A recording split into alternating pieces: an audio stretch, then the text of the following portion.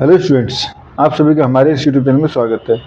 Students, हम advance group theory का paper solve कर रहे थे। क्वेश्चन नंबर 4C पे पहुंच चुके हैं। यह है state Sylow's first theorem.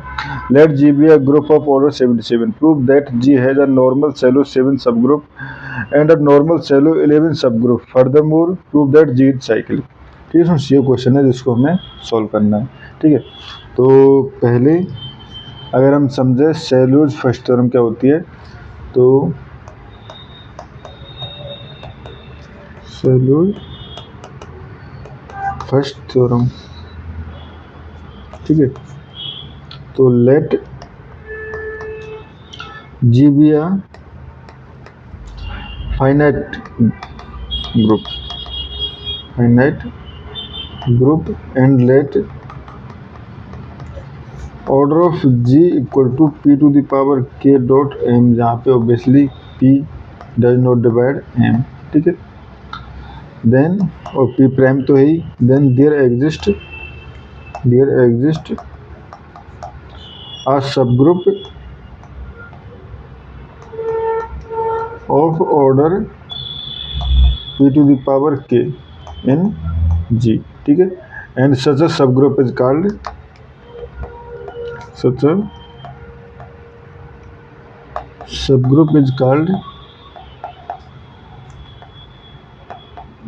shallow p subgroup। ठीक है स्टूडेंट्स, तो ये हमारे पास सेल्यूलोज फर्स्ट थ्योरम हो गई। ठीक है, अब देखो हमारे पास गिवन क्या है, ऑर्डर ऑफ जी गिवन है 77। ठीक है, which is equal to 7 into 11 है, दो ही प्राइम फैक्टर है। ठीक है, तो यहाँ से हम कह सकते हैं 10 दी सेलो सब ग्रुप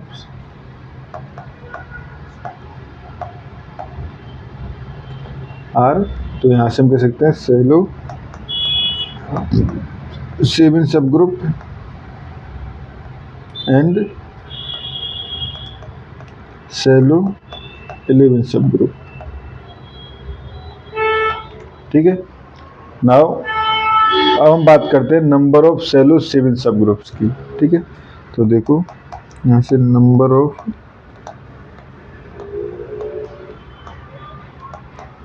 सेलो 7 सब ग्रुप, तो प्रीवियस क्वेश्चन में भी हमने ऐसे रिलेटेड एक थ्योरम पढ़ी थी, यानी कि कितने होंगे या कौन कौन सी पॉसिबिलिटी, यानी एक तो पॉसिबिलिटी जितने नंबर होंगे वो n7 will be congruent to 1 mod 7 होगा।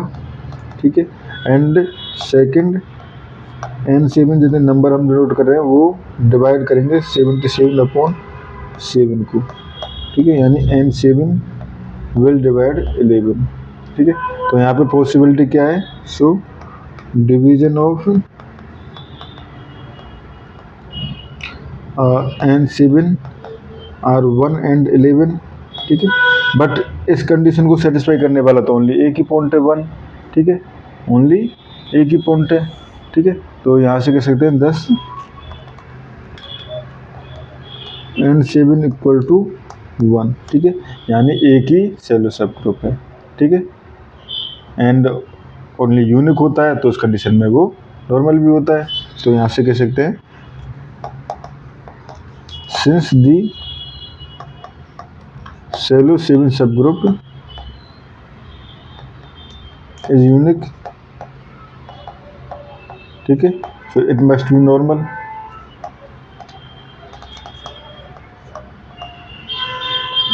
ठीक है, तो यहाँ से कह सकते हैं 10 E7 इज नॉर्मल सब ग्रुप ऑफ G। ठीक है, ये हो गया हमारे पास। ठीक है, सिमिलरली अगर हम बात करें n11 की, ठीक है, या हम बात करें सेलो 11 सब ग्रुप, तो देखो n11 किस तरह से, n11 पहले तो लिखा जाना चाहिए 1 mode 11 and n11 also divide 77 upon 11। ठीक है, 77 अपॉन 11, तो यानी कि 7 n11 जो है वो 7 को डिवाइड करना चाहिए। तो देखो यहाँ पे तो हम कह रहे हैं n11 जो है कॉन्ग्रुएंट टू 1 मोड, तो ओनली डिवीजन क्या है 1 और 7 डिवीजर थे, बट यहाँ पे ओनली 1 ही इस फॉर्म में लिखा जा सकता है। ठीक है, तो यहाँ से कह सकते हैं n11 इक्वल टू v1। ठीक है, and since there is only one shallow 11 subgroup, it is normal.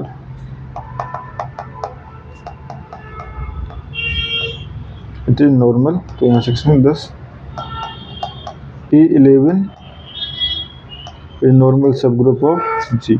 ठीक है, अब बात करते हैं स्ट्रक्चर ऑफ द ग्रुप.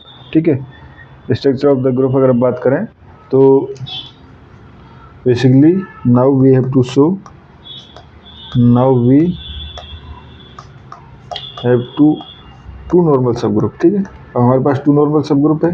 ठीक है, P7 of order 7 and P11 of order 11. ठीक है, एंड इंटरसेक्शन क्या जाएगा इनका, P7 intersection P11 equal to only identity element रहेगा, क्योंकि देयर ऑर्डर जो है वो रिलेटिवली प्राइम है. ठीक है, इनके ऑर्डर जो हैं वो प्राइम है, इसीलिए अगर प्राइम नहीं होता तो ई के अलावा भी एलिमेंट्स होते, बट यहाँ पे since order is relatively prime. ठीक है, ये हो गया हमारे पास. अब हम बात करते हैं product of the subgroups. ठीक है, तो